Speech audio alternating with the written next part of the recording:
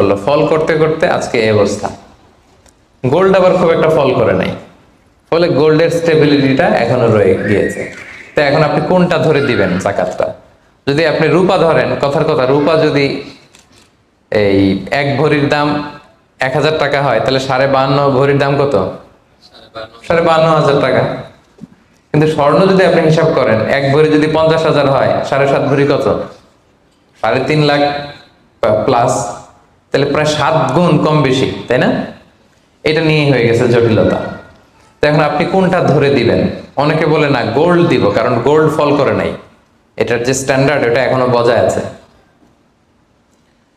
এটা নিয়ে অনেক আলোচনা, আমি খুব সংক্ষেপে বলি। কেউ বলে গোল্ড দিব, কেউ বলে রূপা দিব। এখন আমি কি বলি? আমি আপনাদেরকে সাজেস্ট করব আপনারা রূপারটা ধরবেন। রূপারটা ধরলে কি লাভ হবে জানেন? 2 দিকেই লাভ, আপনারও লাভ, যিনি নিবে আরও লাভ। রূপারটা ধরলে বেশি সংখ্যক লোক জাকাত দান করতে হবে, তাই না? আর বেশি সংখ্যক গরিব লোকও টাকা পাবে, কি বলেন? তো 2 পক্ষে লাভ হইল না? এখন প্রশ্ন করতে পারেন, হুজুর ও পাইছে ওর লাভ, আমার লাভ কি?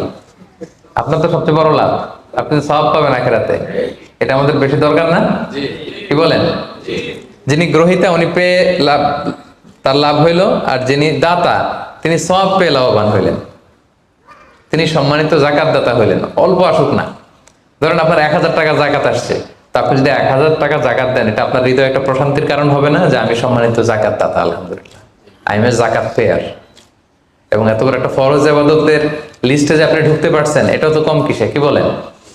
এজন্য স্বর্ণেরটা না ধরে রূপারটা ধরবেন। আপনাদের যে টাকা পয়সা, আপনাদের তো হীরা দিয়ে করা দরকার আপনাদের নেশা। এনিওয়ে, তো এজন্য আপনারা রূপারটা ধরবেন, তাহলে লোকজন উপকৃত হবে বেশি, সম্মানিত ভাই এবং বোনেরা। তাহলে 5টা শর্তের প্রথমটা তো বুঝে গেছেন, নিসাব, কি বলেন? নিসাব বুঝে গেছেন না? 2 নম্বর শর্ত হচ্ছে শুধু এই নেশাব পরিমাণ সম্পদের মালিক হইলেই হবে না ভাইরা, এটাকে হাল আনিল হাউল বলে, মানে 1 বছর আপনার কাছে থাকতে হবে। দেখেন ইসলাম কতটা ভারসাম্যপূর্ণ। কিছু টাকা আপনার কাছে থাকলে এই জাকাত দাও না, এটা 1 বছর থাকতে হবে। যদি দেখা যায় যে আপনার সব খরচ শেষে 1 বছর এই টাকাটা আপনার কাছে অলস পড়ে আছে, তাহলে বোঝা গেল যে আপনি সম্পদশালী এবং আপনার অর্থের একটা স্টেবিলিটি আছে, কি বলেন? তাহলে আপনি নেশাব পরিমাণ সম্পদের মালিক হলেন, এবং 1 বছর যদি থাকে, 1 বছর শেষে আপনি জাকাত দিবেন। এই বছরটা কিন্তু সৌর বছর না, সোলার ইয়ারে হিসাব করলে হবে না, এটা লুনার ইয়ারে, চান্দ্র বৎসরে। খেয়াল রাখতে হবে, সৌর বছর জানুয়ারি ফেব্রুয়ারি মাসের যে হিসাবটা, এটা 365 দিনে 1 বছর। কিন্তু যেটা লুনার ইয়ার, চন্দ্র বছর, এটা কতদিন 1 বছর কে জানে?